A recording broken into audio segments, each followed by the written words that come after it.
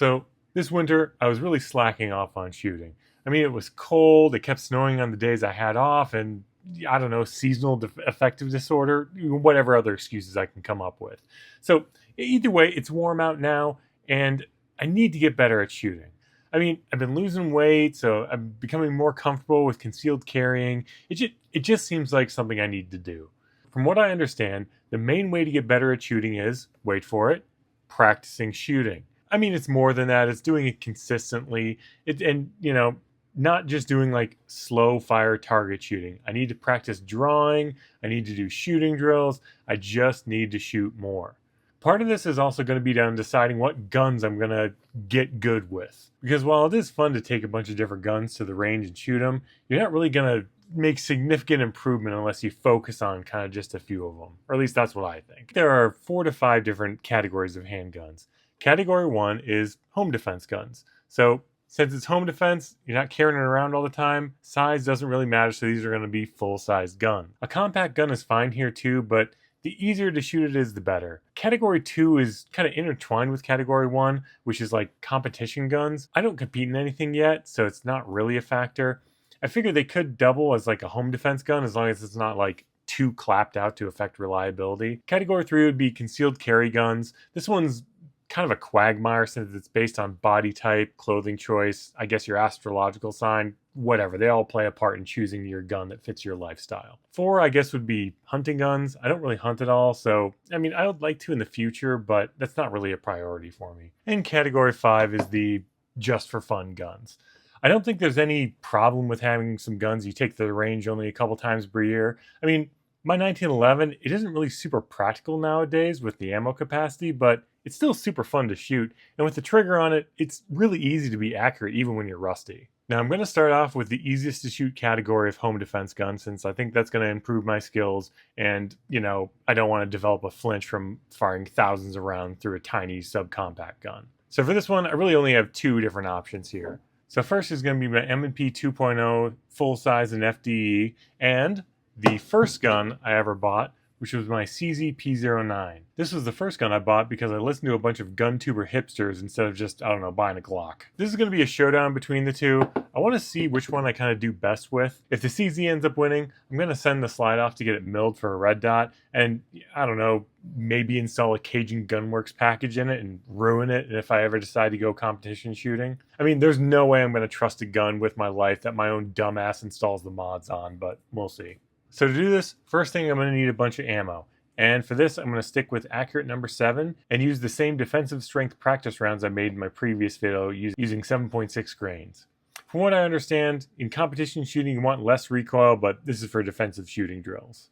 Alright, so got 150 rounds prepped, expanded, primed, and the idea of loading up 150 rounds using just a small scale seems very intimidating. And I want to get out there shooting, so I have about 150 rounds left of regular factory ammo. So I'm just going to use that, do a couple drills, and then come back. And I'm going to save these ones for making up some defensive rounds. I got a bunch of 124 grain jacketed hollow points from RMR bullets that I need to kind of look up a recipe for. So, yeah. Anyways, I'm going to head to the range and I'll be back. So that went kind of poorly. First things first, I'm not going to use those knockoff splatter targets I've been using in the future because they're super messy. They get little chunks of black shit everywhere. And I didn't want to put those in my car afterwards because they were just getting shit everywhere. And number 2, I know to bring a Sharpie with me so I can mark these up right after shooting. And these targets were all done at 7 yards. So first one here is going to be the CZP09, and it did not go well. Pretty consistently, the first shot was near the chosen target, but the second shot was pulled way down. I'm not used to the transition between double action and single action. I'm used to shooting revolvers and double action, so the first shot usually went pretty well for me, but I'm still in that mindset of trying to use the same amount of force on the second shot, so I would get flyers. It would get a lot worse when I sped up. Not that I was really going fast in the first place, so both slow and not accurate with follow-up shots. My second one here is the M&P, and this was bad, but in a different way. I'm still hunting for the red dot when I present on target, so it takes a lot longer for me to get the first shots off, but I have fewer flyers with this. In general, I can get the second shot off faster with the red dot since it stays in the view box. I should say I am using a Holostone 507C with it. Having a red dot on the pistol also shows you when you end up pulling a shot because you see the dot dip down before the bang happens, and that's just a terrible feeling, but it does give you immediate feedback, so that's good. Basically, I need to practice a lot more when acquiring the red dot when I draw. Also, still too slow and everything and not as accurate as I want to be. Now, the third one is my 1911, and I was mostly just bringing this just to have some fun at the range, but I ended up doing the drill and did way better with the 1911.